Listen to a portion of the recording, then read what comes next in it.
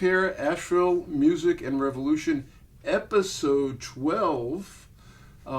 We've been doing this for a while. I started this a couple of years ago when I came here to Asheville, and we've been kind of not as regular as we could be, but things are heating up, politically, spiritually, emotionally, physically, every which way you can think of. And we need to come and say stuff more. We need to hear from the musicians who are making a statement, using their music to talk about what's going on and to resist fascism and authoritarianism. So you're going to see more of us who are doing a lot of this. So today, I really have it's a pleasure to have Adrienne Gail on Asheville Music and Revolution. Welcome to Asheville Music and Revolution. Thank you so much for having me. Yeah. So Adrienne is a singer-songwriter. And maybe some of you know that I've been part of MOAC, which is Musicians Organizing Activist Committee. And we met Adrienne at MOAC through this protest songwriting contest. And Adrienne was one of the 14 finalists. She got to perform at Smoky Beer Hemp, which is now changed. And, she was amazing. And so we actually asked her, she actually decided to be part of MOAC. And so she's starting to take a really active role, and she's doing a lot of great stuff. But we learned a little bit more about her music, and it's super unique. I just love the stuff that you do. Oh, thank you. So how did you get into music? I mean, you told me at one point you used to play bluegrass in college. Oh, sure, yeah.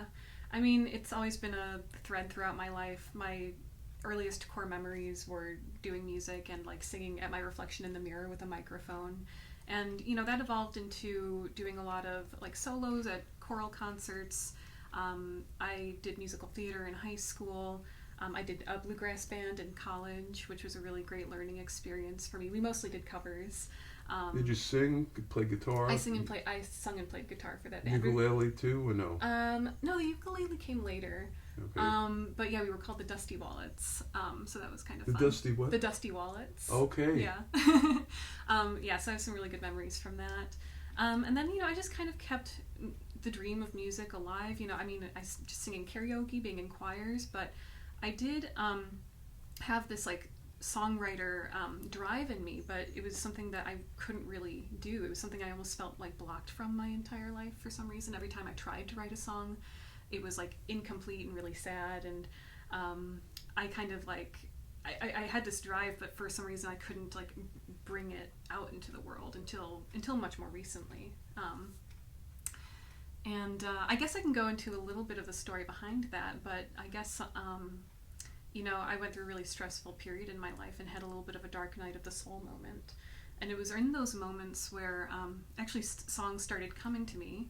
And that's when they usually do. Yeah, I know. It's called the blues. Yeah, it is. Although these songs took me out of the blues. That's for sure. They lifted me out of a distressed state that I was in, and they actually seemed to be, coming from a very loving place, a higher place. Especially since I had tried and failed to write music in the past. It felt like a miracle to me that I could finally write music, and. Yeah. And since I started, I really haven't stopped, so that's great. It's great. So, the song that you got the one of the finalists in was, to me, I've gotten to know the song a little bit more. I'm actually helping you record it, and just looking at the lyrics. And for me, I'm also a singer-songwriter and lyricist, and so lyrics are really important to me. And the song "Come at Me," that's the name of it. Yeah, it's really unique. It's not angry, but it's sort of really sweet, but at the same time you're kind of putting it to ice. Yeah. And you're saying, hey, what the hell are you doing? But you're saying it in this really nice way. It would be hard for me to do that. I just get angry. Yeah, my songs, I think, try to transmute. They are definitely born from a place of distress, sorrow. For me, it's like a disappointment at the cruelty in the world. And then I do try to transmute that into something positive. And so Come At Me was actually inspired by the Portland Frog. When we first realized that you could stand up to ice using like humor and joy, and so other people started standing up to ice using compassion, like Reverend David Black. And so, the way out of anger and hatred usually is things like love and joy and happiness. And it's so great, like seeing Portland, like how that big wave of joy, it just made it look ridiculous that they were trying to frame it as like some radical Antifa group. It's like, it's just everyday human beings who are trying to make sure that they're keeping the joy in life alive. And that's what's needed, I think, to stand up against this stuff. Cool. Well, I'm, spent 19 years in Portland, and so I love the town. We had bumper stickers that said "Keep Portland Weird," and it was a strange culture because a lot of the town was very liberal. We had this sort of like fascist police force. It was kind of like two cultures existing simultaneously. But one of the things that I feel grateful to you for is you've joined MOAC. And MOAC, we've had a couple of people your age, but mostly it's just a bunch of us old geezers. I mean, you guys have been on the front lines. I mean, you guys remember the civil rights movements. You know what's at stake if we're going to lose some of these rights. Like, we should never take this for granted that we have these rights. And I think that, people of your generation know that. Maybe are a little bit closer to that than people of my generation and younger. Yeah. So, I mean, I admire all of y'all for leading the charge on this. Yeah. So you're helping out. You're talking about the Portland Frog. You become instrumental in MOAC's kazoo, Big Shoe Kazoo Band. Yeah. Named after a friend of ours. Oh, yeah. Yeah. And so what do you think about that? What do you think about the kazoo band? What do you see about the future of the kazoo band? It was a complete alignment when you told me that idea, because I had already come into that idea of using joy, and especially music, to resist some like the cruelty and the harm that ice is causing. And so, it was just an immediate resonance. And, I had a friend, and he actually is the one who inspired me to play the ukulele. His name was he was the Duke of Uke. And he was always using like the ukulele and costumes and just like really silly stuff to to just protest all the time. And I felt him with me as I was hearing that idea from you. I'm like, this is something that Dave would do. And that's kind of what drove me to join and to just take it up wholeheartedly. I love the idea. Yeah. We had our first performance over at Pack Square. We joined the protest, and it was interesting. We were sort of like off to the side, and they had this one person who was just doing chanting, but there was no music there. And for me, I've always felt, as being an activist but also a musician, I subscribe to the old saying, I think it was Mother Jones maybe, I don't know if it's a quote is right, but I'm not going to be part of your revolution if I can't dance. Yeah. So music seems to be essential if you're going to make revolutionary changes, right? I that's what I think. I mean, I'm getting that picture of Joan Baez walking next to Dr. Martin Luther King and marching on Washington together. They go hand in hand, I think. Yeah. What did you think about our first performance as a uke kazoo band? Yeah, I mean, it was really fun. We did have to kind of separate ourselves from the chanters, but we offered people that option to use music, and we saw that people did join in. People got kazoos. Some people sang along with our songs. And so it's just good to have that option available for people. Like, it's okay if they, yelling, chanting, that's part of it too. But the music is part of it too for those that want to have a little bit more of a peaceful resistance, I would say. Yeah. Well, if ICE comes to town, and I hope they don't. I mean, I've got a lot of neighbors and people who, we'd all be affected, but specifically more of the immigrant neighbors. I'm an immigrant. My dad escaped from Nazi Germany, and that's why I'm here. But we're all immigrants, really. What's that? We're all immigrants in a way. We all came here on different boats, Yeah, Billie Eilish said, we're all here on stolen land. On stolen land, yeah. So, and I think that it's important to remember that this is not a white person's country to claim, So, yeah, I don't want to be a part of that. You know, I want to resist that, and I guess, you know, we do have to, I think, protect people who I think are highly at risk right now because, you know, not just immigrants, but really any person of color has been targeted, and they can be targeted, and that's why I want to, you know, with my, you know, being a white person saying like, hey, this is not okay. Like, we really cannot let this go any further. Yeah. Tell me about some of the tune we're going to do. I'm going to play one tune with you, and you got a couple others you're going to do. Tell me about what you've been writing lately, and how is the, you know, authoritarianism and fascism, you know, not creeping, it's more like, you know, just galloping. Yeah. How is that affecting you as a musician and your songwriting right now? It has affected my songwriting. You know, when these songs first started coming to me, a lot of them are, again, about transmutation and peace and joy and, you know, trying to heal from things that have happened in the past.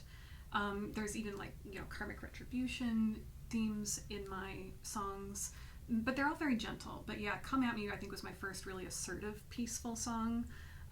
And now I do have a little bit more of like a strong, you know, there's a lot of information that's come to light with some particular files that are in the world today, and you're starting to see how pervasive some of the cruelty and corruption is.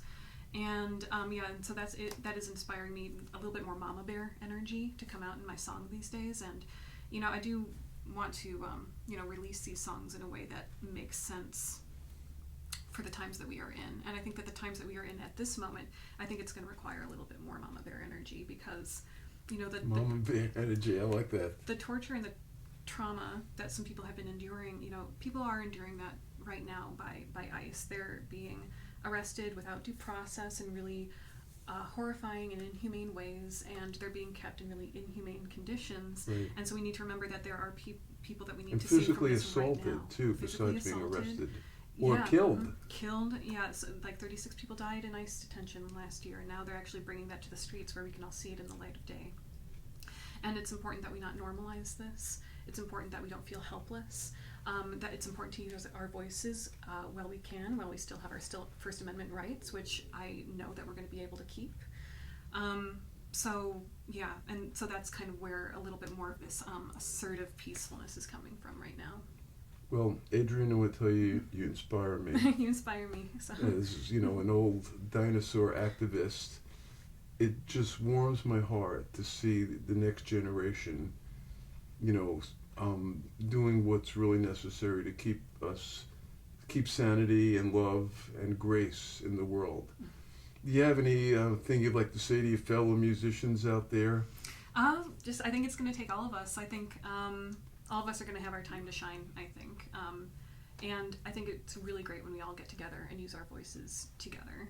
So the more that we can collaborate, join up, sing together, dance together, spread joy and love, and, you know, hold that vision of a peaceful future that I know is on the other side of this. You know, that's what we all need to do together, I think. Cool. Well, thanks. Well, we're going to get to hear some of your material. Why don't you tell us about which one you want to do first? It's up to you. Yeah. I think Come At Me makes sense since we know that song, and so that was the one that was inspired by the Portland Frog. I'm going to take it down a notch because with Come At Me, I use a lot of belting, and so I'm going to take it down a notch with my next song, which is When Tanks Turn Into Slides, and it's a little bit of, it was inspired by colonialism and some of the wars throughout American history, but it also speaks to things that are going on in the world right now, with some of the cruelty in our past and how, you know, how do we change that into a more peaceful future. And then I do have another song. It's my version of a No Kings song because No Kings is coming up, another rally is coming up on March 28th. Yeah. And yeah, you know, the drop of new information inspired me to write this song. And to the No Kings organizers out there, you'd love to play for it, wouldn't you? I would love to, and so I'm you know, at your disposal if you're interested. But yeah, and if we can play some of these songs together, that would be wonderful too. Yeah. And are you planning on putting out an album soon, or? Yeah, slowly releasing singles, slowly releasing my music. I'm getting a handle on social media, and I started that at the beginning of January. So that is still something that's growing. But yeah, I think I'm going to try like an iterative process in terms of just trying and seeing what works in terms of getting my stuff out there. MOAC, which you're a member of, very active, I might say, is going to be putting out a protest album, and we're going to have one of your tunes on there that we'll hear today, maybe with more of a full band. Yeah. So all right, so let's launch into it. Let's hear some of your music. Excellent. Here we go.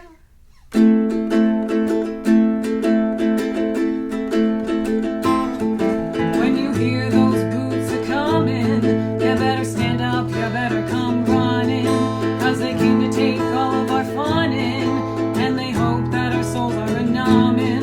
But we are shining, yeah, we are stunning, when we get our voices a humming, and we get our drums a drumming, and we get our strings a strumming, singing, come at me,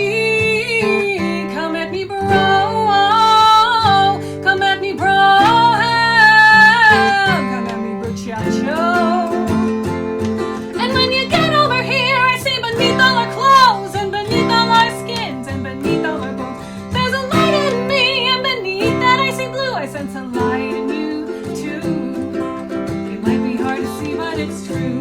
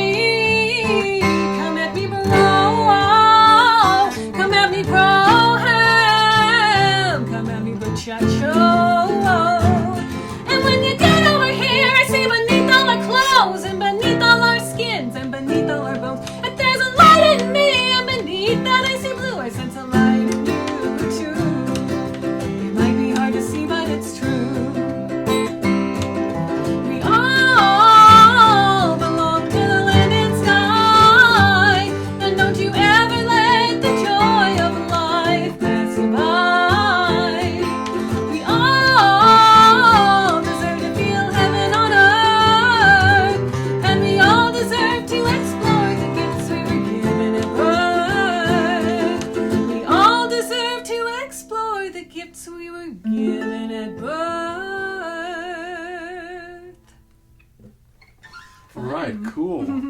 Very great. Okay, I'm gonna leave you here, and you're gonna do the last two tunes by yourself. Cool. But that's fantastic. Thanks. Thank you.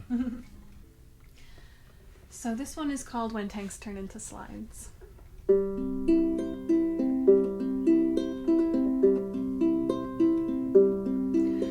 When we were young and naive, we traveled by and by. We danced in Mother Nature and gave thanks to the sky. But we grew in muddied waters that nurtured war and greed. We went against our nature to help our king succeed. And then our growth was stunted under a cloudy sky. We could not reach the sunlight. Our souls were hung out to dry. And we tried, oh we tried to lift our souls uphill, but boulder after boulder proved that was not heaven's will. So lifetime after lifetime, we trudged through the mud. We sought the sky's forgiveness and gave the earth our blood.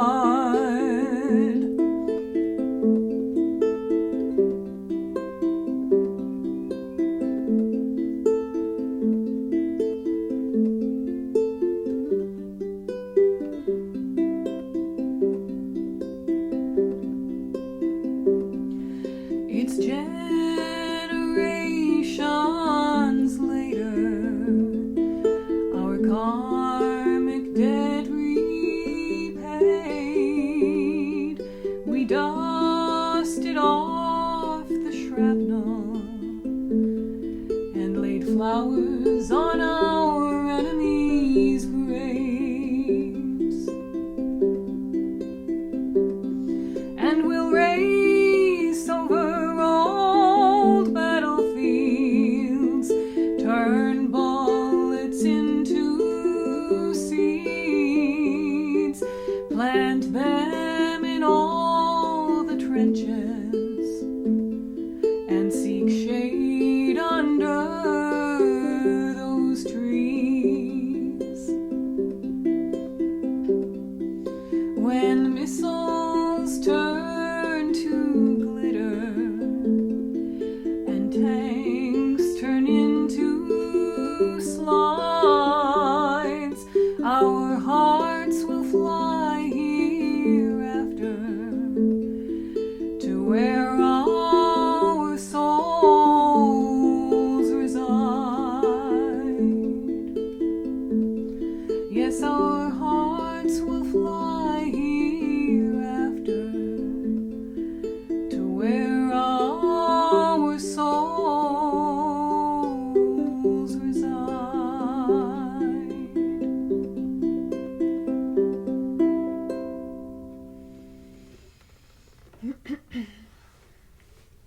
Alrighty, so this next song, I'm actually going to need my music for this one. This is my version of No Kings. We're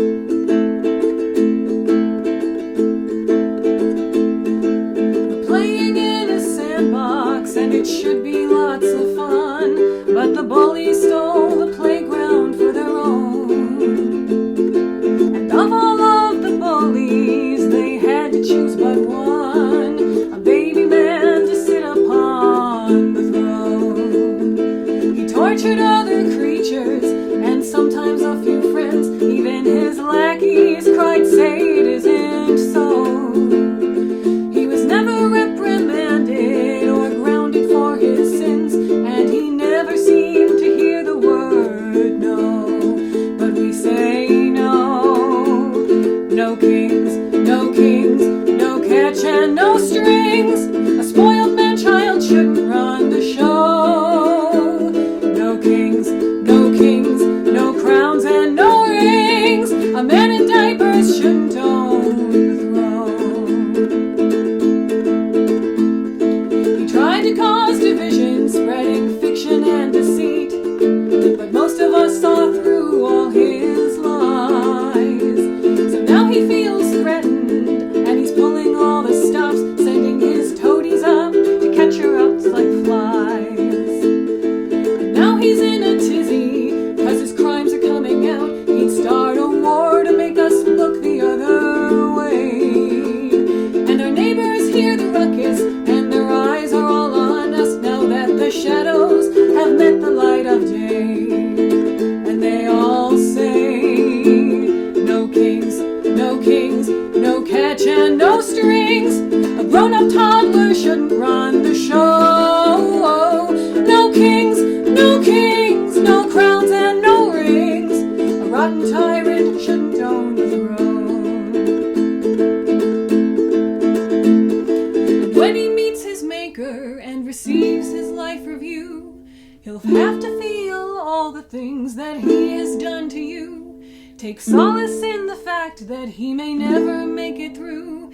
The heaven that he sorely wants may never be his due. No kings, no kings, no catch and no strings. A soiled ogre shouldn't own the throne. No kings, no kings, no crowns and no rings. A putrid monster shouldn't own the throne. An orange sadist shouldn't own the throne. An entitled villain shouldn't own the throne.